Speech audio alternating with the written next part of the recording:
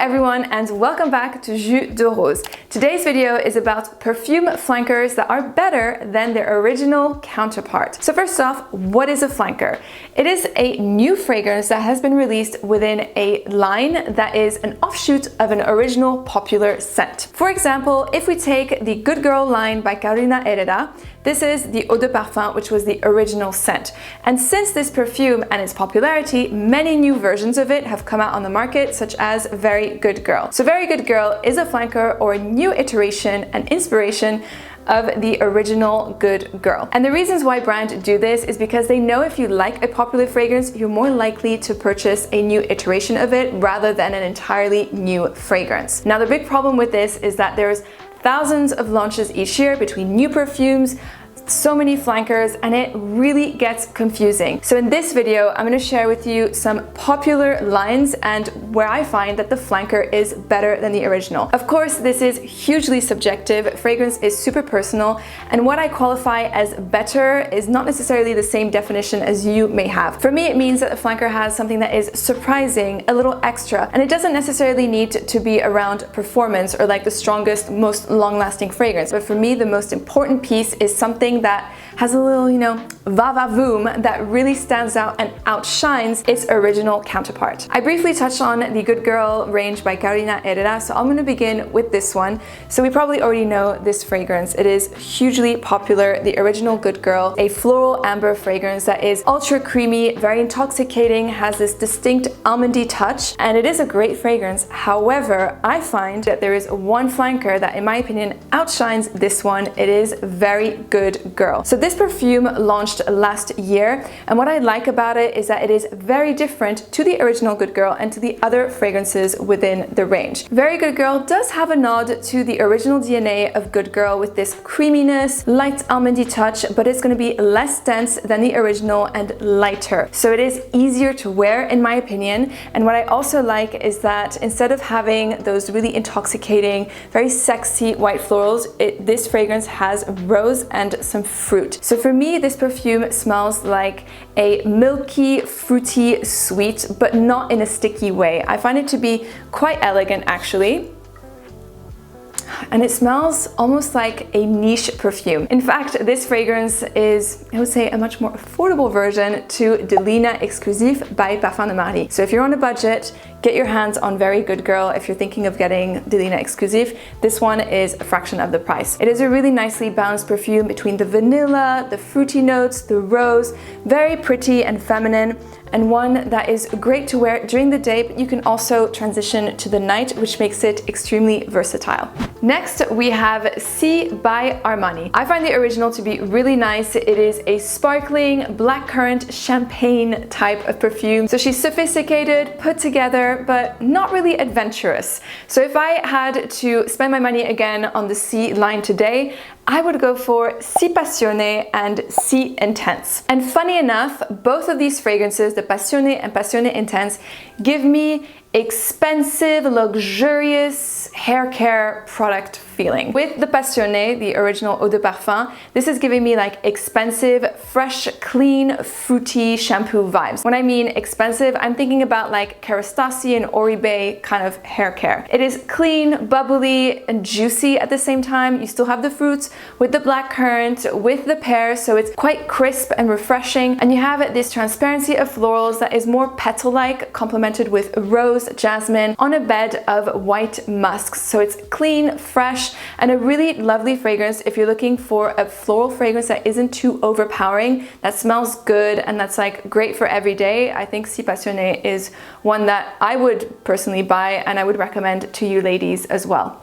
Next up, we have the line of Black Opium by YSL. I don't like this fragrance personally, but it's not because I don't like it that I can't talk about it and recommend some good picks from the range. So when it comes to Black Opium, the original, to me personally, I find to be sickly sweet. Yes, there is coffee, but I get more of a coffee latte with a ton of vanilla syrup pumped into it. Think about a Starbucks latte, but with like 10 doses of vanilla syrup. That is how sweet this perfume to me smells. But having smelt the entire line and all of its flankers, there are two that really stood out. The first one is the Black Opium Extreme. Would I wear it? No, but I do find that it is an interesting fragrance. The reason being is that it is really enhanced in the dose of coffee, and it very much smells like coarse, dark, bitter coffee. Like imagine coffee beans in a coffee shop. That is what the coffee smells like in this scent. It is really prominent and intense. The patchouli is also enhanced in this fragrance, making it super obvious. To me, I get a syrupy, musty patchouli, so dried patchouli leaves, but at the same time it's sweet, probably blended with the vanilla in the base, so it is really in your face. Basically, the Extreme is an overdose of coffee and patchouli. It is the most bold out of all the fragrances and also the most unisex. So I find that guys could totally enjoy wearing this perfume because it has more of that coffee and coarseness that the other ones don't have. The second flanker, which was my personal favorite, I wouldn't go out and buy it, but if I had to pick one perfume from the Black Opium range, it would be Black Opium Neon. Probably not a surprise because it is the most floral and fun perfume out of the range.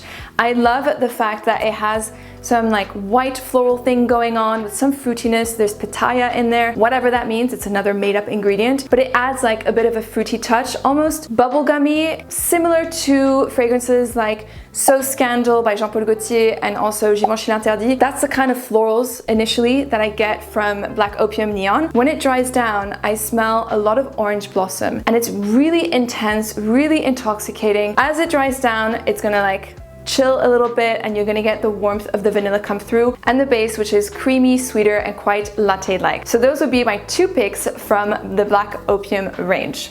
The next flanker that I would recommend is So Scandale by Jean-Paul Gaultier. Now, So Scandale is so different to the original fragrance and the rest of the range. This could be a standalone perfume on its own, which is why I personally like it and would recommend it to you ladies. The original Scandale range is characterized by a overdose of honey, like a really intoxicating, sticky, sweet honey, which to me doesn't work. It doesn't work on my skin. I find it to be way too cloying and just too much, like headache inducing. If you like super sweet, sticky fragrances, go ahead, but for me personally, it's not my cup of tea. So Scandal, on the other hand, doesn't have any honey, and there's mainly a lot of white florals again, with jasmine, some tuberose, orange blossom, and you also have fruit. This basically makes me think of sipping on a grenadine syrup filled with ice whilst in the shade on the terrace under the trees in the summertime. It is very playful and really mass appealing. I think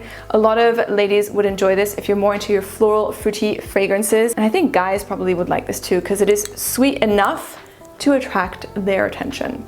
Next up, I had a look at the Elie Saab range. I have the original Elie Saab Le Parfum. To me, this is a beautiful fragrance. It's a great designer, affordable, white floral scent enhanced with patchouli and honey. I have tried a flanker that I love more than the original.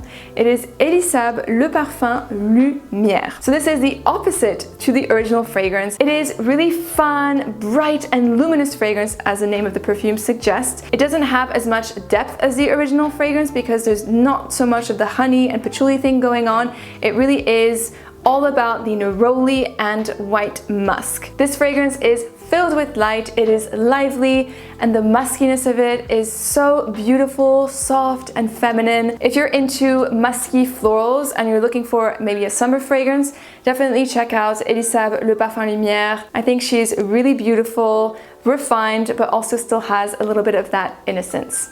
Next, we have Givenchy L'Interdit Rouge. This, of course, is a flanker to the original L'Interdit by Givenchy. On its own is a beautiful scent as well, but the Rouge takes it just to another level. The Rouge version is enhanced with spices such as ginger and pimento leaf. It is so delicious and fiery. You're not going to get as much of a bubblegummy effect from the florals. It's kind of toned down in the Rouge version, but you have a beautiful creamy sandalwood base. If you love spicy, creamy floral fragrances, this is the one that you should be checking out. It is really lovely, and it's for sure a fragrance that I will be adding to my collection, hopefully very soon. And the last flanker that I'd recommend to you ladies is the new Chloé Nomade Eau de Parfum Naturelle. So I think this launched now or maybe a few months ago, so it's really new. This was a difficult choice because the original Chloé Nomade is really lovely. It is premium chic with that effortless feel about it, like very much like the brand. So the fragrance is very much representation of the brand. They did that so well. But this new one, I'm telling you, caught my eye because it is literally what floral amber dreams are made of for me personally. And what's interesting as well is that there's 100% natural origin ingredients within this perfume, and it's vegan as well. Now the reason why I love it so much is because it has this really beautiful balmy jasmine note. And in fact, this perfume reminds me quite a bit of Jasmine Sambac and Marigold by Jo Malone, which if you've been watching my channel, you know how much I love, and I think it's a fantastic solar jasmine scent. And I get a similar feeling in the Nomade Eau de Parfum Naturelle. So you get this really warm, jasmine-y feeling. It's like jasmine that you would smell at nighttime. So like you're on holiday, there's a sea breeze, you're smelling the jasmine, it just intoxicates the senses. There's also some sweetness with vanilla and interesting notes of date. And it's not date that is sticky sweet, that is too cloying. It, I think, adds something that's a little bit different and extra, and you wouldn't necessarily find this in a designer fragrance. So props to Chloe for introducing this note in this fragrance. I think it works really, really well. And that is it for today's video. I hope you found it useful. Thank you so much for watching, and remember, spread the fragrant love.